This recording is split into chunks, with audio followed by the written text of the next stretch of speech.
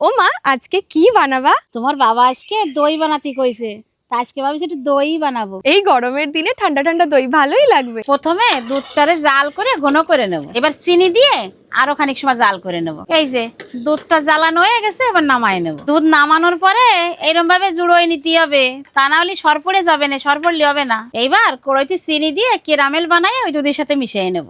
ক্যারামেলটা হয়ে গেছে, এতে সামান্য একটু জল দিয়ে তারপরে দুধ মিশিয়ে নেব। ক্যারামেল মিশানো দুধটা কি সুন্দর কালার হয়েছে না। এবার এই দুধের সাথে মিশিয়ে নেব। এই দুধটা পুরোপুরি ঠান্ডা করা যাবে না, উষ্ণ গরম থাকবে। সেই সময় টক দই ফেটাই এর মধ্যে মিশিয়ে নিতে হবে। টক দইটা যে জরা দিয়ে থুইছিলাম সব জলে যে জড়িয়ে গেছে, এতে একটু দই নিয়ে ফেটাই এর সাথে মিশিয়ে নেব। এই যে দইটা ভালো করে ফেটাই নিছি, এবার এই উষ্ণ গরম যদি মিশিয়ে নেব। এই যে একটা মাটির ভাঁড় নিছি, এবার এই মাটির ভাঁড়ের মধ্যেই টক দই মাহাই নেব। নিয়ে ওই দুধটা ঢালে ভালো করে ঢাকা দিয়ে এই যে এবার একটা গরম জায়গায় থুয়ে দেবো।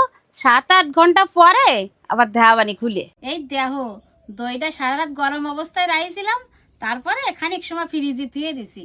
এইবার একটু তোমাকে দই কাটিয়ে দেখাবো, দেখ কিরম হইছে। এই নাও, কালকে দই বানাতে কইছিলে না, এই তো বানাইছি, খাইয়ে দাও দিন কিরম হইছে। এ তো দোকানের তো ভালো লাগতেছে। এত সুন্দর দই তুমি বানালে কি রে?